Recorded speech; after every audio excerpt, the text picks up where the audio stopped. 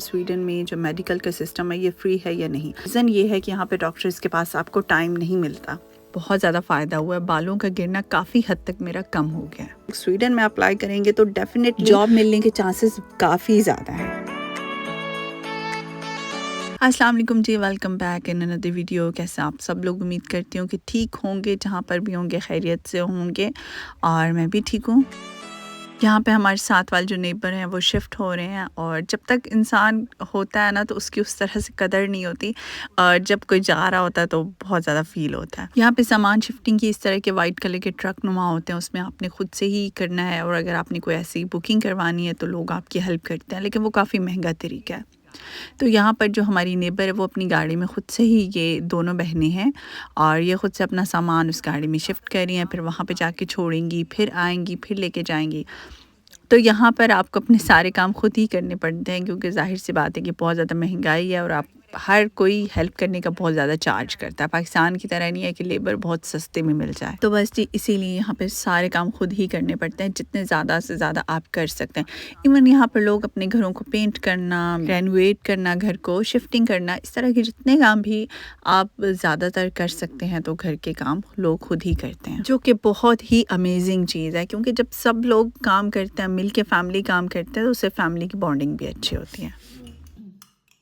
ये coconut oil है, और जितना ये हमारे पास कोकोनट ऑयल है इतना ही मैंने ये बादाम का तेल डाल लिया। आज बस मैं अपनी बेटी को ऑयलिंग कर रही थी, तो मैं सोचा कि ये भी थोड़ा सा आप लोगों से शेयर करती हूँ, क्योंकि इस चीज़ ने मुझे बहुत ज़्यादा फ़ायदा दिया। मेरे बालों का झड़ना इससे बहुत ज़्यादा कम हुआ है। नारियल का, बादाम का और कैस्टर का ऑयल, ये तीनों ऑयल्स जो हैं वो मैं मिक्स करके बॉटल में रख लेती हूँ, और इसकी एप्लीकेशन से मुझे बहुत ज़्यादा फ़ायदा हुआ है। बालों का गिरना काफ़ी हद तक मेरा कम हो गया है। यहाँ से आपको हेयर कलर की और हेयर डाई की ये सारी चीज़ें मिलती हैं, तो वहाँ से ये नॉर्मल शॉप से मिलता है, और इससे ऑयल की एप्लीकेशन इतनी इजी हो जाती है ना, बाल भी नहीं गिरते कहीं पर, और वो जो ऑयलिंग के बाद जो सारा मेस क्रिएट हो जाता है वो भी नहीं होता। बहुत इजीली एप्लीकेशन हो जाती है, और सबसे अच्छी बात ये होती है कि इवनली स्कैल्प पे ऑयल लगता है, क्योंकि इसके आगे एक कॉम नुमा लगी होती है, और इसके साथ ये जो एक आप देख रहे हैं छोटा सा हैंडल है, इसको आप प्रेस करेंगे तो इसकी जो कॉम सी लगी है इसमें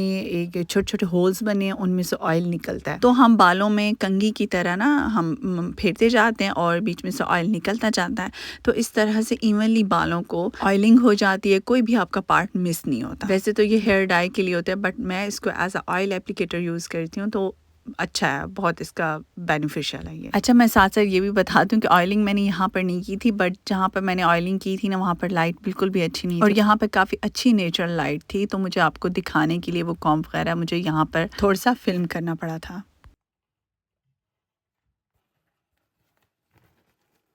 आज मैं और ईमान बहुत दिनों बाद हिम्मत करके पॉपकॉर्न बना रहे थे, क्योंकि इस वजह से भी डर से नहीं खाते, क्योंकि इससे खांसी हो जाती है, और इसके अंदर ज़ाहिर मक्खन होता है।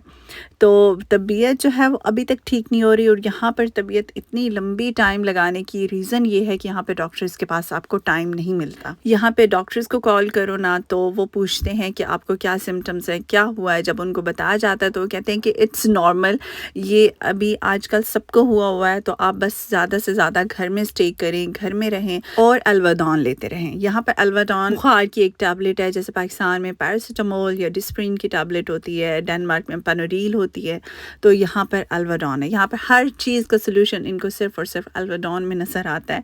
आपको कोई मेडिसिन नहीं, इतनी आसानी से टाइम नहीं मिलता। हाँ, अगर बच्चे बीमार होते हैं तो ऑब्वियसली वो टाइम दे देते हैं, लेकिन मेरे जब बेटे को जैसे कि टॉन्सिल्स का इशू है, तो वो पहले 4 से 5 दिन यही वेट करते हैं कि आप घर में ही रहें, और घर में ही आप पानी वगैरह ज़्यादा पिएं, एल्वाडॉन दें बच्चे को। अगर नहीं आराम आया तो आप लेकर आएंगे। और बच्चों के लिए तो फिर भी टाइम मिल जाता है, लेकिन जो बड़े हैं उनके लिए टाइम मिलना बहुत ज़्यादा मुश्किल बात होती है। और अगर आप जाएंगे भी तो स्वीडन में सिस्टम पाकिस्तान की तरह बिल्कुल भी नहीं है कि आपका जब दिल चाहे आप डॉक्टर के पास चले जाएं। यहाँ पर अगर सबसे पहले हम ये बात करें कि यहाँ पर स्वीडन में जो मेडिकल का सिस्टम है ये फ्री है या नहीं, तो जी बच्चों का फ्री है जो अंडर 18 है, लेकिन जो बड़े हैं उनकी एक फ़ीस लिमिट है। फ़ीस लिमिट मैंने क्यों कहा है, क्योंकि पर विज़िट यहाँ पर 250 क्रोन आपको पे करने पड़ते हैं, हैं, लेकिन एक साल में 12 टू 1400 के दरमियान में ही आपको टोटल पैसे पे करने पड़ेंगे। अगर आपके विजिट्स इस अमाउंट को एक्सीड कर रहे हैं, मींस आपके जो विजिट्स हैं डॉक्टर पास वो ज़्यादा हो गए हैं और आपके लिमिट ये जो अमाउंट है ये पूरी हो गई है, तो उसके बाद साल में जितना भी टाइम बच जाएगा और बाकी जितने आपके विजिट्स होंगे वो टोटली फ्री हो जाएंगे।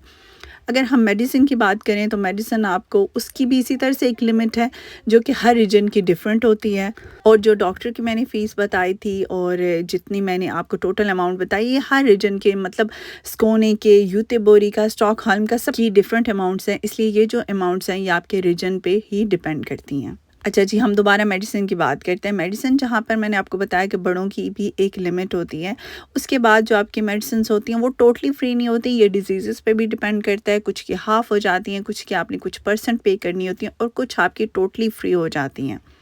उसके अलावा जो बच्चों की मेडिसिन्स हैं वो तो होती टोटली फ्री है, बट 100% फ्री नहीं होती। मतलब कुछ जैसे कि कफ सिरप हो गए या जिन बच्चों की दवाइयों को हम कहते हैं रिसिप्ट फ्री, जो कि डॉक्टर के प्रिस्क्रिप्शन के बगैर भी हम मेडिकल स्टोर से या फार्मेसी से ले सकते हैं, तो वो वाली हमें पे करने पड़ते हैं। बाकी आप कह सकते हैं कि बच्चों की 90% जो मेडिसिन हैं वो फ्री होती हैं और जो कुछ मेडिसिन होती हैं हमें उनका मे भी पे करना पड़ जाता है। वैसे यहाँ पर इन्हें हेल्थ के शोबे में बहुत से लोग मतलब रिक्वायर्ड हैं। अगर आपने पाकिस्तान में, इंडिया में अगर आप लोगों ने कोई हेल्थ से रिलेटेड कुछ भी कोर्स किया हुआ है, तो अगर आप लोग स्वीडन में अप्लाई करेंगे तो डेफिनेटली जॉब मिलने के चांसेस काफ़ी ज़्यादा हैं। इनके पास डॉक्टर्स की, नर्सेस की, स्टाफ की बहुत ज़्यादा कमी है और उस वजह से यहाँ पर लोग लाइंस में लगे हुए हैं।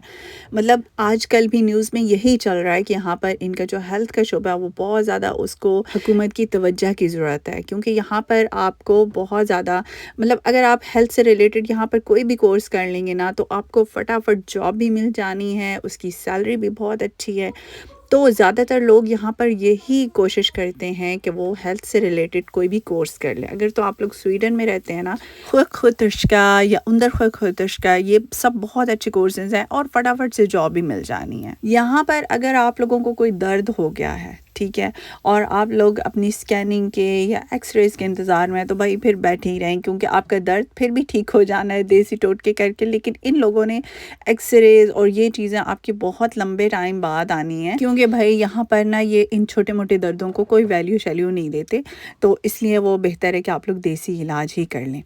अच्छा, मैं आपको बताऊँ, मेरे बेटे का फ्रैक्चर हो गया था लास्ट ईयर पाँव में, और वो तकरीबन शाम 6 बजे का टाइम था जब उसका फ्रैक्चर हुआ था, और वो उसको दोस्तों ने ना, वो दोस्तों के साथ बाहर था, उसे हॉस्पिटल में उन्होंने जल्दी से पहुंचा दिया।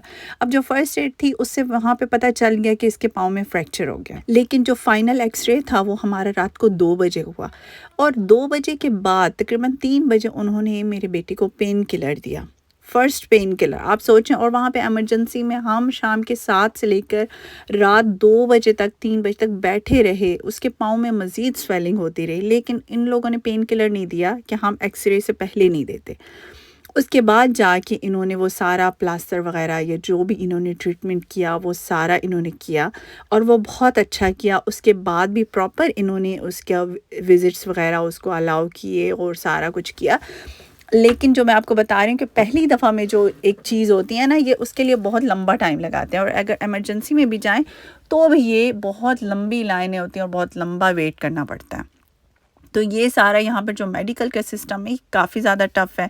और इन सारी गप्पों शप्पों के साथ साथ हमारी फ्रिज की क्लीनिंग भी होगी, जो कि बहुत लंबे टाइम के बाद हुई है। तो बस जी, मैंने सोचा आज गप्पों के साथ साथ ना आज गपशप भी हो जाए और साथ साथ फ्रिज की क्लीनिंग भी हो जाए, और बस आपको थोड़ी सी आपको स्वीडन के बारे में बातें भी बता दी। तो इंशाल्लाह मिलते हैं नेक्स्ट वीडियो में। टिल देन जी, अल्लाह हाफिज़, बाय बाय।